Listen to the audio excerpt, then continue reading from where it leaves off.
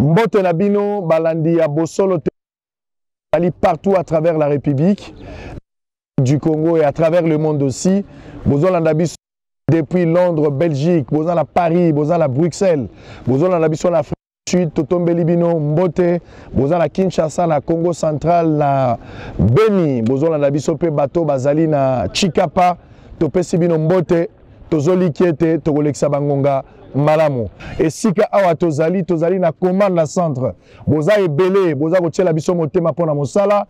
Journalisme d'investigation, l'homme de terrain, boso vision, nous sommes vos yeux, nous sommes vos oreilles. Voilà pourquoi tu se retrouvé awa na commande la centre. Tozali bato ebele na République démocratique du Congo na côté à Ituri, Nikole Bele, bato ebele bandima qui finalement nous sommes arrivés. Oui, demain, oyo mokonzi akoka Azwaki mokano ya ko décréter état de siège et sengelaki azwa mokano ya azui. Mokano azui ezali mokano bakobenga état de siège. État de siège ezali état normal te. Ezali état oyo nyonso sengeli kotala lisu likolo ya lisu ndenge boza komona basoda bazali bien armés ndenge boza komona awa la situation ezali ndenge boza kotala. Alors retenir Kolongwa nous avons pris Goma. De Goma, on a pris Bunia. Tokomina Bunia, nous avons pas toute une journée, et toute une nuit, pardon, Kolongwa Bunia, pour rejoindre Komanda et Sigatozali, à peu près 75 km, mais la route n'est pas en bon état. Nzela Ezali Malamote, voilà pourquoi Tokoraï Kosala 3 heures du temps à Kotambola. Ok, si la route était normale, la route était viable, asphaltée, Ezali moins d'une heure Tokoraï Kokoma. Mais nous avons parcouru 3 heures au total pour arriver ici, et Siga Boza Kolanda Biso. Tozali la zone, il y a problème, et Zali situation normale était. Voilà pourquoi vous regardez, vous constatez qu'il y a la présence suffisamment de militaires bien armés pour la rassurer la population, que nous sommes na contrôle, et Zali sous contrôle bien sûr, il y a armée congolaise, FARDC, na Mokuse Togo Koloba. Totamboli Nanzela, Toleki na Marabu, Toleki Bisika la Beseka na Irumu, Toleki, Ti et Sika Togo Koma awa na commanda centre. Badongolo miso balobaki que esika otozali ezali monguna nda azali mais population azali to ko interroger population grâce à effort ya RDC o bazako contrôler zone oyo ndenge bozali komona population bakimaka bazongi bazali rassurer parce que nyonso ezali malamu banda ko ezali kasi na nzela bomoni mituka pamba te ba mituka wala batumbaki ezali solo te za solo badongolo miso lo le nzela batumba mituka ya bato babuka bandako bapiller biloko ya ndenge na ndenge, mais tout est rassuré pour le moment parce que les FARDC contrôlent effectivement et Sika Tozali commande à centre. Ozali à Londres, Ozali à Kinshasa, Ozali Bisika Bozali, bango moko baza ko témoigner que depuis l'état de siège, ça fait 3 mois. C'est vrai que Zalaki depuis le mois de mai, mais après qu'on étudie faisabilité, il y a qu'on lancé l'opération, ça fait 3 mois. Tout est ok. Bango moko bazali ko rassurer et Sika Tozwami. Ce qui FARDC tokokaki kokoma wate. Ce qui tokomi c'est parce que le FARDC nous a rassuré. Il nous a rassuré bel et bien que nous sommes sous contrôle. Et nous sommes arrivés. TV Radio est-ce qu'il y a la paix? Est-ce que Kimi est commis kokota ndambo ndambo? Est-ce que Kimi est commis kozonga? C'est vrai que le problème est encore complexe parce que ça la bisika ebele. Oyo mobulo ezali nano. Ça il sembeli ko kango. Nasoloni la gouverneur militaire lui-même m'a rassuré que ça la bisika ndambo o bango bazu contrôle mais ça la bisika ebele pe o FARDC nanu apesi mobiba nango te kasi alingi koloba te ke balembi bazoko bakosa mosala tokota la kilo na suka nani ya kolonga mais tozoni maete FARDC kolonga biso population sengeli to pesa maboko et sengeli to soutenir ezali kaka guerre ya minduki te ezali pe guerre ya communication ezali guerre pe logique ezali guerre ezosenga adhésion populaire ya population bakota na kati bapesa maboko pote FARDC akwa kolonga bitumba oyo banguna ebele baza kobundisa biso tokutana bato ya ndenge na ndenge pe bango moko balobi guerre oyo ezali kaka ya koloka te ke bato bauti Rwanda bayao koloba kaka te ke o ba Uganda bakotia lokuta na tamboli na nzela pe na tuli bango mituna bino moko bokoka bango balobi ndakisa tokomi na esika moko na marabu na tuni bato mituna pote babisa biso marabu wana mikolo uti koleka bato nyonso bakimaki esika wana etikala kipamba banani bayaki kobundisa bango et salamaki lolenge nini bango moko balobi la plupart ya baguerre ezali na coin oyo ezali baguerre moko tribal mais loko ya makasi nalingaki na rassurer bino ke lelo soko olongwe na bunya po koma ti awa na commande sécurité ezali nzela ezali malamu ngai moko nazali témoin na uti Kinshasa komi na Goma na komi na bunya kolongwa na bunya na komi ti awa esengeli atia makoki batonga nzela pote 75 km eza molai te moto akokenda ngo mbango tokutala bachauffeur na nzela bato bakotambola circulation ezali libaku moko ekomeli biso te nakointerroger population mais ce que je dois vous rassurer les FARDC fait un grand travail mais nous devons le soutenir esengeli biso population tolongwa na motema mabe tozosala rebelle aza na zamba aza koatake bandeko na biso abomi bango bakangi bafoto batindi bafoto na bareseaux sociaux yo oza congolais de père et de mère yo oza patriote okamati photo oyo rebelle a publié na réseaux sociaux obandi kosalela bango communication po kumisa lolenge babomi bandeko na yo mais au FARDC azosala bolingi koloba yango te voilà pourquoi nous sommes arrivés pour donner de la valeur pour donner la force pour accompagner le FARDC à longa bitumba oyo po temboka na biso ezala kimia merci na gouvernement la befort aza ko kasi befort wana ekokite ezozanga ebele basoda esengeli mbongo basoda esengeli kolia basoda esengeli mituka basoda esengeli munition biloko ya ndenge na ndenge esengeli kopesa basoda soki tokoki kokufa nzala na Kinshasa tobima nzala mais topesa basoda makoki po te balonga bitumba oyo moto aza na front akoka nzala te moto aza na front akoza na pasi te ngeli topesa bango biloko parce que le conseil ezali ebele ya biloko lokola biloko ya kolia lokola mituka ekoki te lokola masasi mais soki l'état même ba député bokamati beaucoup de véhicules 500 000 ezalaki ebele est-ce qu'on ne pouvait pas prendre mbongo ya ba et basombeli bituka bapesi ba député to sacrifier yango pour la armée na biso akoma suffisamment outillé akwa kosala musala azali kosala pourquoi ko soutenir armée te armée azako bunda boke ba moyen de bord mais azako tia engagement pour soutenir Israël Mutombo depuis le centre ya commanda pour le compte ya Bosolo télévision mais je suis accompagné d'une forte délégation parce que bandeko bazali bandeko ya radio Mont-Bleu qualité bazana biso ba ko accompagner musala toza kosala il y a aussi merveille na télévision mais le long na sepeli comme on ngala sepeli toza wapi toza na commande commanda eza na Ituri eza na Ituri za musika kolongwa bunya ko ya epeza musika eza ba 75 km nzelande eza malamu te eza bien te alors awa na commanda ba to ebele na Kisasa to na mikili ya poto bayibi ki awa guerre eza na commanda bato bayibi ke situation sécuritaire malamu te masasi ebetaka bazoboma bato awa bolalaka te yebisanga na lisolo yondo zali habita na linyi moko alobelanga situation ya awa po mokonzi ya mboka koyeba te so bino bolobi te bandeko na bino bazali banda bakoyeba te bino moko nde boloba bo situation oyo ezaka kaneti omonaki bakotaki basali mobulu pembeni abo banani bazokota banani baotoyokaka ke banani barebele zamba na banani bachini ya kilimo banani banalu nde bazokota kao po ti lelo toyebaka te soki eza banalu eza soit disant le nalu toza na nano bomona bango na miso te tomona nano bango te siko tango bango bayaka kokota bakotaka ndenge nini bon nga normalement naza chauffeur yo za chauffeur ya nzela naza chauffeur na lekaka souvent nani esa azala komela biso tomonaka bango te nani esa azala tango attaque moko esalami akokoloba ke ezalaka mokolo moko boye nani azalaka kopesa témoignage balingaka kwetu kule kote kipea yo vendredi to balingaka kwetu kipea yo balitokeaka magharibi balitokeaka wanaanza piga masasi magharibi ile wakati sasa balitokea sisi tukakimbia banachoma manyumba na banaoa vile na batu vendredi bakomaka na pokwa bakomaka na pokwa bandiko tumba bandako nako bomba batu vendredi utoleka mosusu vendredi mosusu après pale tena basi pa mara tatu après pale sasa bakashuka makayanga kuingia mandibe makayanga hivi tu Bamboka na basi bazongi 3 fois. Osala quand même opération. Bazoyaka awa. So bakoti na centre awa bazwi bakei.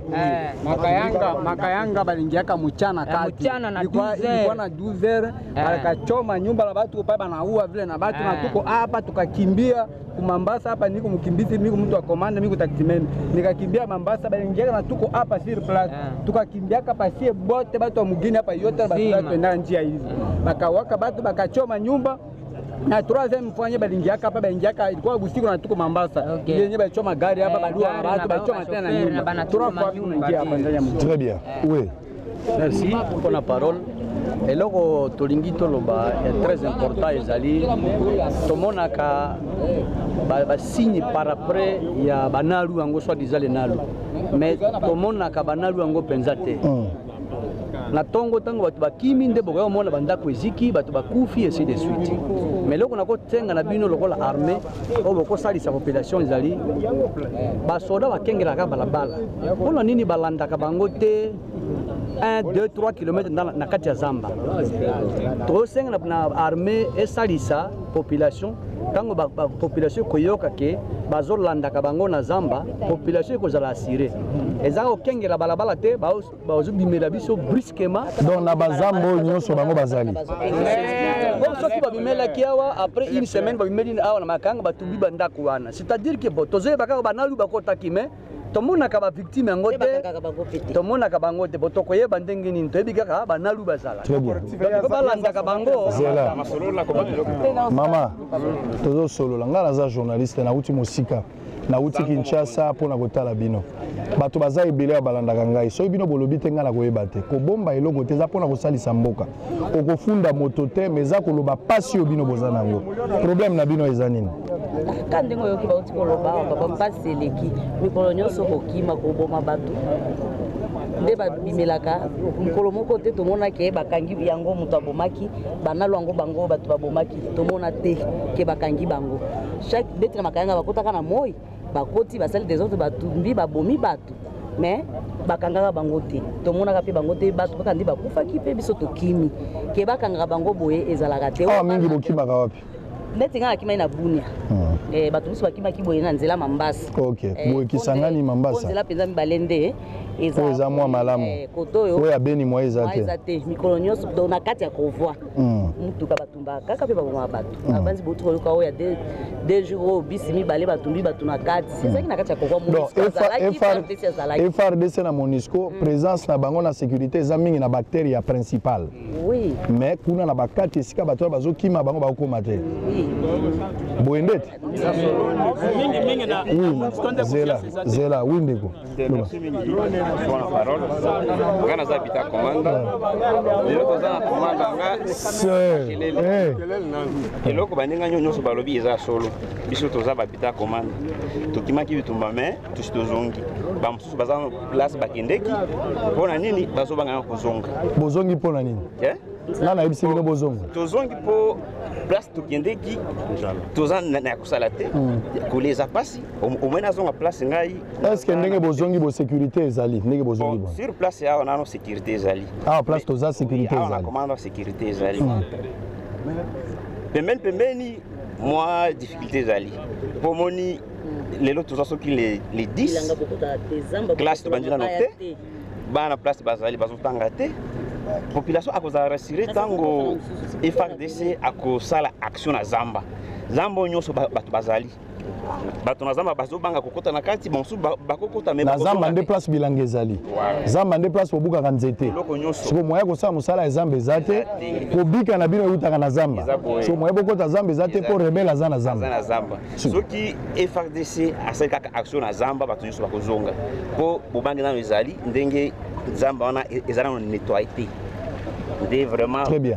les passes na bino mingi yango oui mama zela nano zela mama epio oui mama nga pe naza mokimbizi nakimaki kote ya po na bazamba kuna nzala nte bengani ngai lisusu nazongi awa biso tozalaka awa tozosala mosusu bamosala barestaurant bato soki pembeni baye te totekaka te mais awa mpo na nga namoni soki MONUSCO esirkile mingi mokolo wana soki MONUSCO esali circulation mingi wana butu wana tokolala te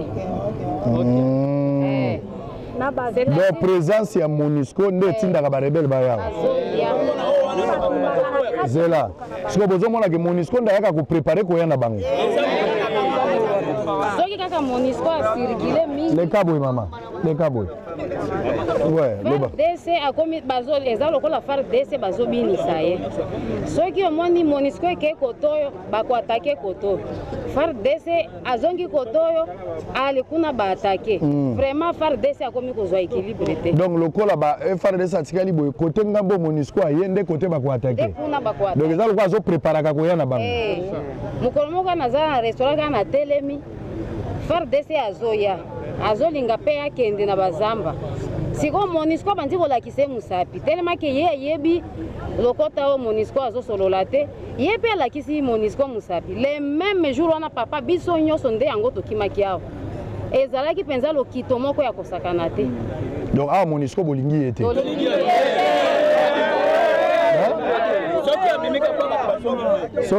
Soki MONUSCO abimika kande bato azoku. Ah soki alongwe awa. Donc MONUSCO akende nani? Ouais. Qui bato pasi na motema, batumbi mutuka presque na demi kilomètre na kati ya mboka. Ata boke na balabalo tokomona ngo. Bokomona ngo bokute pa vango babenja ngo mwa pembeni mukezali. Ekwe mokolo babeta kama sasa wana na batumbi ba mituka MONUSCO ezalaki na patrouille. Siko nini ekola kisake bango bazo sala sécurité ya mboka. Donc bozomona kwa MONUSCO azana complice. Yenda kana kwa fadi sasa na makambo TV. Fa bisa azana makambo TV. Ana makambo TV mais MONUSCO ka kande vraiment danger vieux. Toloba na côté ya marabo MONUSCO ezalaki kuna mitango babengana ka bango kimia ekoti. Nana ningalo ba isusu winde. Nazoya kuna. Ezana bango bazana sekele ya zamba oyo po bazali na mboka oyo. Banani bande kuna biso bamaki bango bamusu bakimaki bamusu bazongaki basonisaki bango bazana mboka oyo. Soki otambole okuta na pena bango bako ibisa makambo mingi. Po bazolo babato baza pene yao. Ezana ngongo bato musu bazokende na zamba bazomema bango bazozonga te. Na ngongo nazolobela yesu. Très bien. Na koloyo. Donc bato ba musika te bazake. Bakei kuna bazongi te. Presque bande ko na bino muso bakendaki bilanga bazongi te. Lobi wana antenne awa soki 20 km ba maki bato soki 50 bazongi soki deux personnes. Awa lobi awa. Très bien. Ça veut dire awa toza ndanya na kete ba ya makasi. Très bien. Tonjo matondo kwa komona population ya Komanda. OK. Awa population ya Komanda eza na pasi mingi. Moi ndamba population moni yango bakangi nde motema. Majorité ya population bazali awa na Komanda te bakimeli nini? Ezali bitumba ba rebelle bae kobundisa population koboma misala nyonso awa kelasi ya bana tozotanga bana bazotanga te. Axe ya Komanda Luna moye bato batambola na axe nezate ata ba organiser kinobo ba soda bakende batikaka ba mituka po bato bakende na Nord Kivu moye zate bazotumba ba mituka bato bazoboma ozokanga na nini Komanda ezali centre commercial ba boutique so tambola ba boutique nyonso senini ekangi nango bisaka nde tokosenga boye complicité na kati na makambo ezali complicité ya monnaie tozomona tango MONUSCO ngana lobaka ngo tango nyonso MONUSCO to bengi soki MONUSCO miso soki d'observation soki ya nini ezosunga biso te population soko tunisi bango nyonso babisi MONUSCO ekanga bisaka ekende ya liboso ya mibale gouvernement national epesa basoda oyo bazali na mosala kote ya kobundisa benemi bapesa ngo moyen makoki bapesa mituka biloko akolia na mbongo ya solo soki na bandako mingi na Komanda awa ebukami na banani population etiki ndako ekuti ndako deja se fungwami nyonso wana eske banguna nde bafungolaki bandako wana oza dénonciation me otoni kosala no toza na armée oyo tozosoutenir yango esengeli armée wana ekengela population armée lekengela mpe biloko na nini ya population ezela te keno ennemi akutisa biso mutu biso population na armée et puis armée profite te tango toza na kati ya ba difficulté boye me eloko oyo tikaki na ndako na nsima na yo oyo ngai nazoli naza victime na kati na ndako na ngai. Eza na basoda mosusu bazokotaka mpe bino. Indiscipliné. Ok. Tolingi te tomona basoda tozoloba makambo ke awa boye toza na kati na zone opérationnelle. Population alango ya masanga te. Tolingi mpe te tomona mpe nani basoda na biso mpe balango mpe masanga te. Ntango nyonso tomona basoda mosusu bazali awa azokende coach. Très bien. Alors, voilà. Merci. Alors, on va terminer. Les 2 personnes ont terminé. 2 personnes. Oui. Ça va? Ngai na bengami na kombo ya boss Kanga Dido nazawa mwana mboka awa mais vie to souffrir mabe na sepena no makasi na arriver na ona commande tango osusu okozo ata mwa solution muke tozawa tozana pasi ba mosusu bakimi na bunya ba mosusu na mambasa totiki makambo tu ezala bilanga ezala nini bana pe kotanga ezate eloko zokamwisa biso tozovanda kaka bien okoya sutuka keno monguna akoti monguna azokota kaka briske boye aokotaka boye yango bakoti basali bafere babumi bato nini na nini monisiko akoya kaka boye oro yende aza promoteur ya makambo wana bango nde azomemaka bango na kati ya baauto blende na bango baye quelque part basopi bango basali afere na nsima wana wa bakei basola bakolukana kasi bazalaki ya wapi kwe oro bango kaka baza na kati mais tozokamwa monisiko azoyeba makambo tu mais tozokomprendre te soki arme na biso kasi ti bakonzi na niveau wana bango mpe bazomona makambo wana te. Kobima awa po koma tana Nord Kivu eza problème bazwi ba système ba convoi ba voiture ese ziki pamba basoda bazoscorter bato pe ba chauffeur bazokende mosuka kaka convoi ekatami bato bakufi batumbi mutukari batumbi bamutuka donc tozo comprendre te soki gouvernement ngo ezotala sango na sepeli mingi komona lero na mona kona ekra zambe atindi lero na komanda ngana za representant ba chauffeur ya axe nyonso na za mutu ya seko vraiment eloko zokamwisa biso mingi ba chauffeur tomoni makambo ya convoi komi théâtre bato baokende na nzela moto ezotambola baoboma bango te me biso bato ya mutuka aka biso tokeika awa na luna tozwi problème très sérieux armée na biso basala makasi nano gouvernement ati ya kimia na nzela na biso ya Kivu bato bazokufa chaque jour mais makambo ya malamu eza te soki mutu akeye moko eloko eza te mais soki bakeye na convoi makambo ezobima bosala makasi bosunga biso po mboka na biso ezala mwa kimia okande naza na intervention ya moke. Merci. Oui. Tout ça là-bas. Soki ça esuka. Oui. Vraiment biso na commande awa ngana koloba kama makambo mibale na armée na biso tozande na ba défacer bataka bazate pona nini banguna bazotambola ka pene awa na zamba bazokanga batukuna basona biso bazosala ka déface awa place banguna baza yebani baza na zamba kuna yebani bon mosala bango ezaka tango bakoti kaka banguna wana eza banani banguna wana si banalu kaka banalu baza ba congolais to ba étranger baza ba étranger bao baza awa na commande awa na ba village awa o baza la bazamba nde banalu bazomema bato na bazamba kuna tango moto azokende koluka mwa biloko kolia bakangi bato nde sikoyo susi na biso donc gouvernement na biso esala makasi atinda na biso basoda bazala mingi bakota na zamba bapatule zamba wana tofanda na mwa kimia. Très bien. Merci beaucoup. Pesanga photo, kanga photo toke. Kanga biso photo moko. Bande ko baluka ko. Sasa posa to mona na kaji window.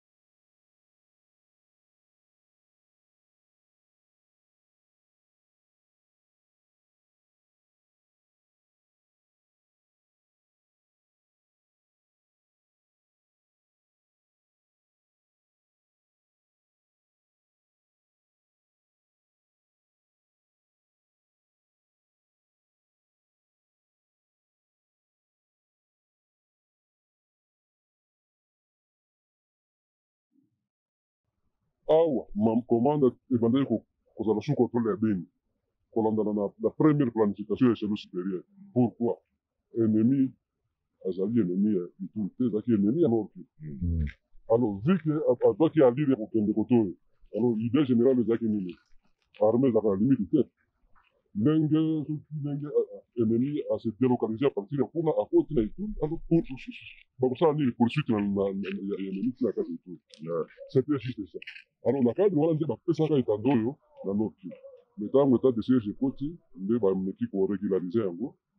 Nord Kivu etikali na Nord Kivu, Ituri mpe ekomi na commandement direct likolo ya awa ti na awa na limite na Nord Kivu eza 75 km.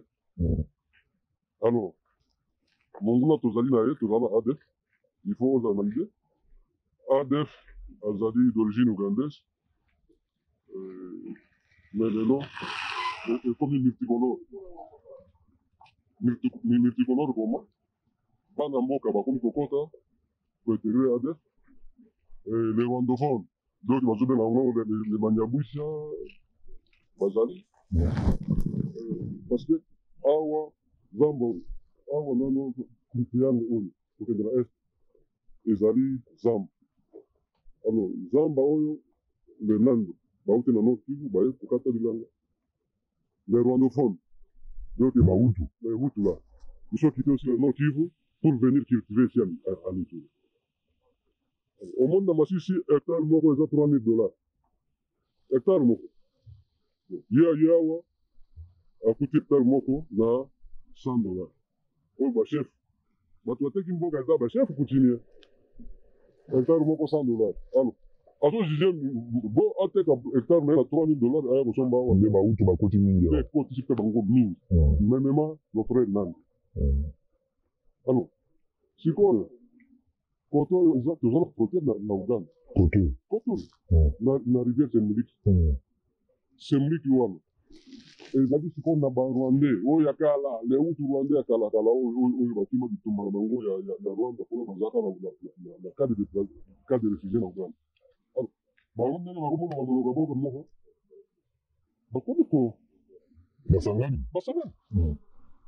Alors mayeba identité bango ekomi difficile koyeba ke oyo eza Mobutu oyo eza Rwanda. Identité ekomi compliqué. Ntango mosusu abimi na zamba otuni ye nani azondima alobi kaka aza Hutu mosusu alobi Rwanda mosusu azondima mpenza Rwanda yodelesaka bango na bamedia wana. Alors en fait bandimaka bango. Alors en fait dans la généralité yango wana toza sikoyo na groupe oyo babengi yango groupe locaux oyo eza les Bira, les Hema, les Lende, tout ce monde. Bango mpe baza menace mosusu. Menace na bango badoko mike ngombe na oyo eliaki bilanga na ngai okopana. Alors mpona bilanga mpona ngombe alors bato bamemi munduki ekomi conflit oyo bato bazowala eza bagere moko loko oyo bato babunda hormi oyo monguna libanda yena hormi monguna libanda siko awa esika tovandi ezali mboka babira marabu nyonso nyakunde tutu okuta mboka yango nyonso ekufi d'ailleurs soki omoni bato ya marabu ezali population ya awa nde baki kovanda na marabu bakimila kuna bitumba oyo elekaki awa na bitumba mpe elekaki bapopulation ya awa nano guerre mpenza oyo guerre serie nano esalemi awa ozokomprendre eza kaka mwa babiloko oyo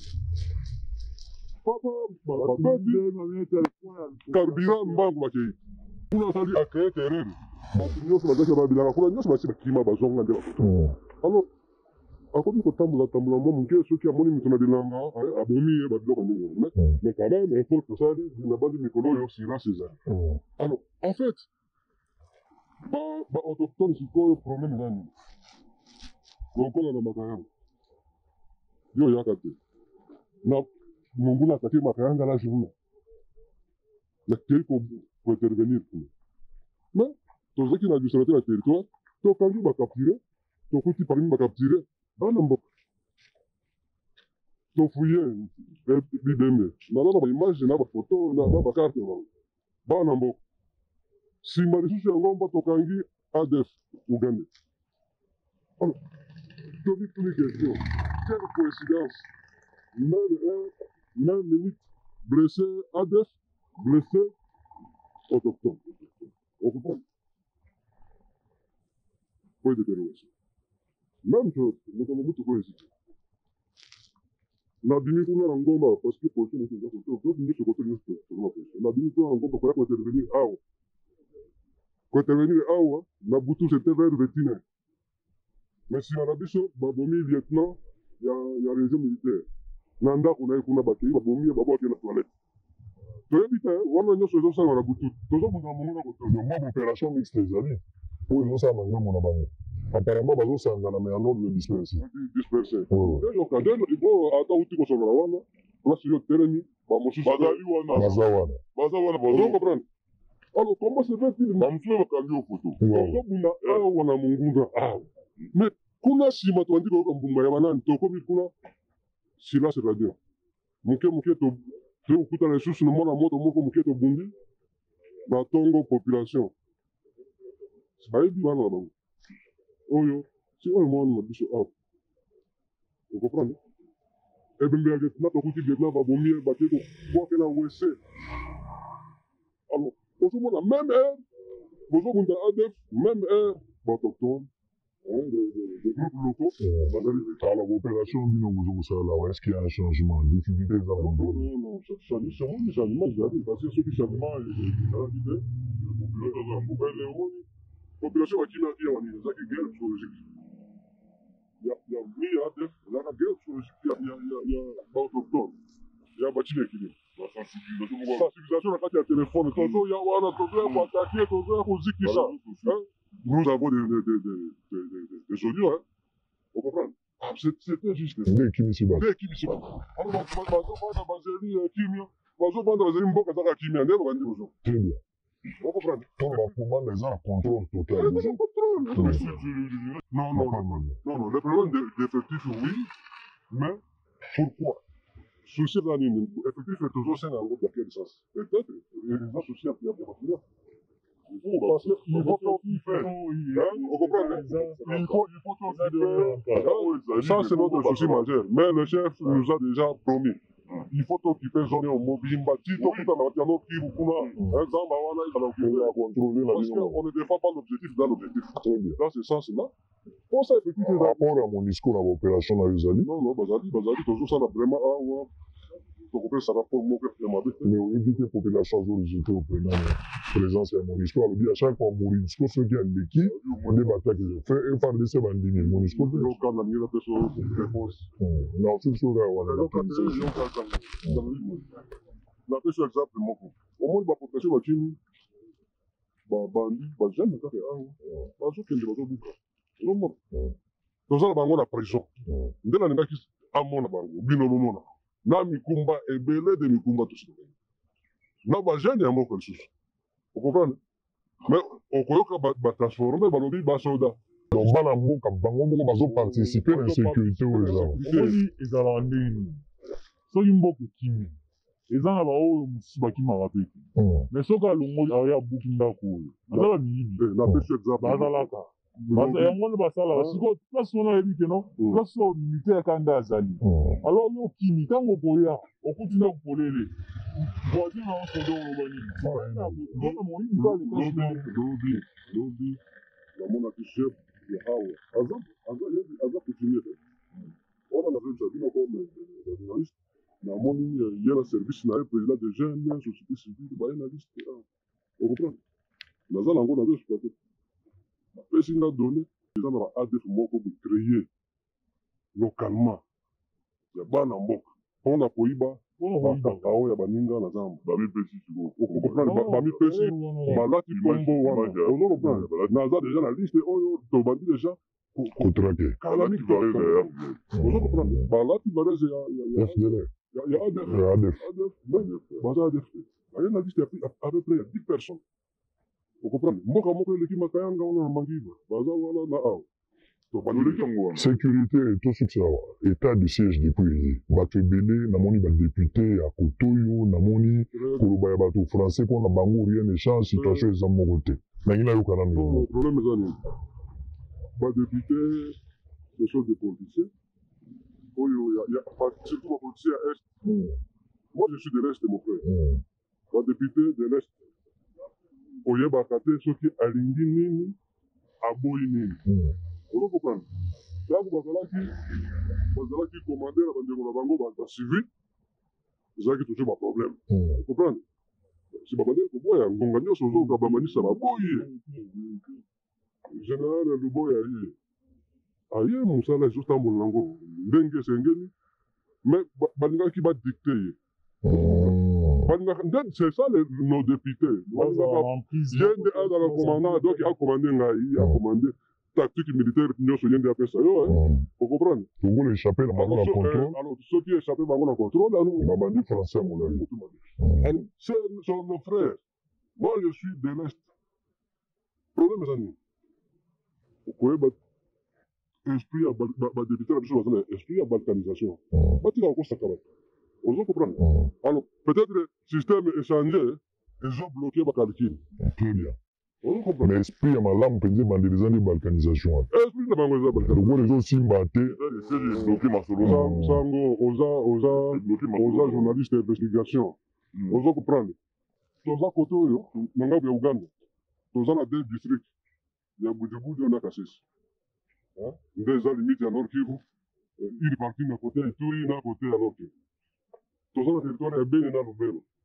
okomprendre c'est ça nako mapeka sili te okomi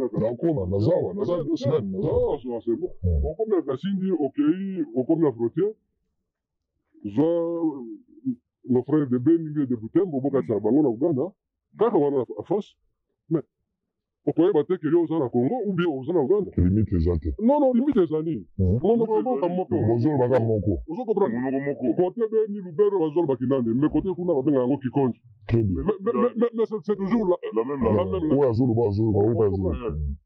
comprendre okomi na piki marguerite biso na bango tosali boye na nini na rwenzori tosali boye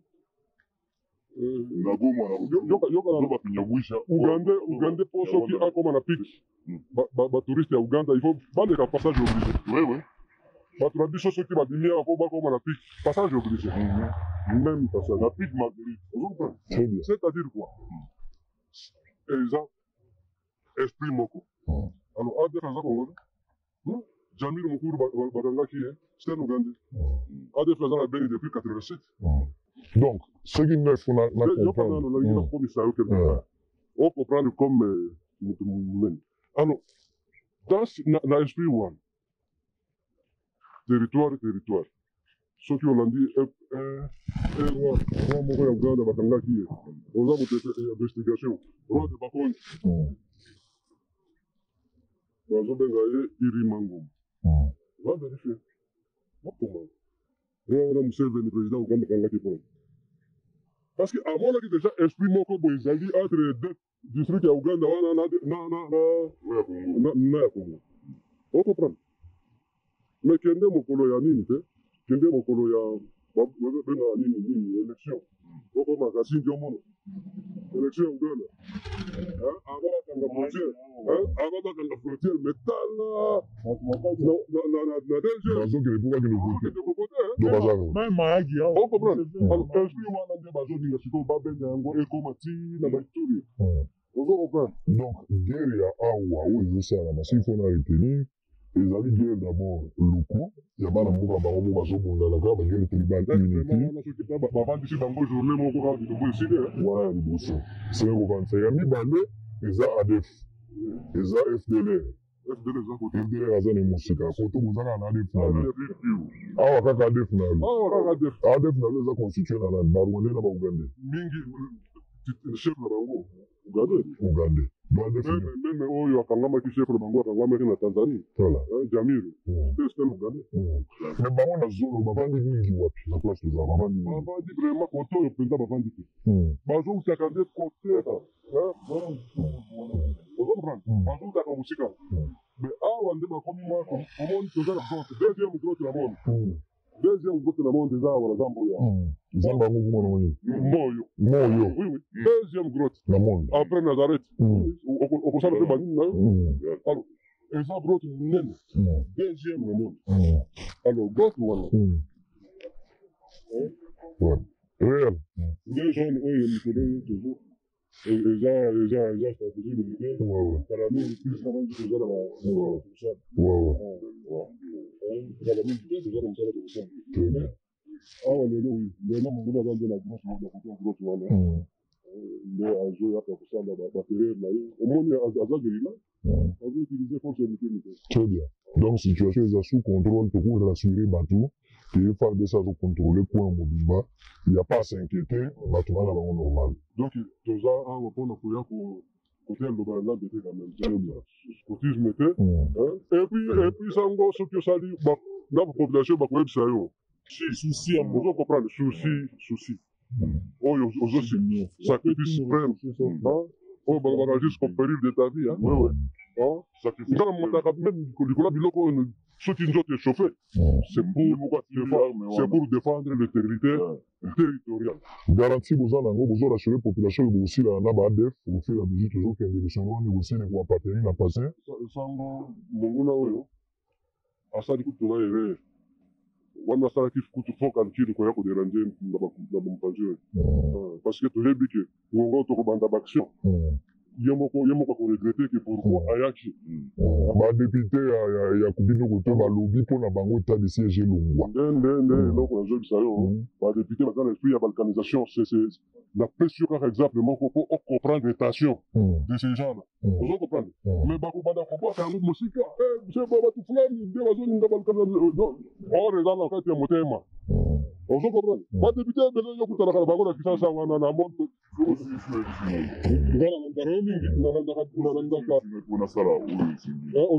nalandaka mingi oui merci sango nalandaka mingi chaque jour nazangaka te ezala na facebook ezala na télé 50 te na nini na molie ozo comprendre nalandaka pourquoi namonaka badeba mosusu badepute yango oyo ya lokuta wana bazosala esalaka tato motema pasi ocomprendre alors na généralité esprit na bango eza mosusu esprit ya balkanisation c'est ces gens là alors yango tokotendre yango ocomprendre état de siège wana ebuki bango yango alors lobi bakoluka oyebi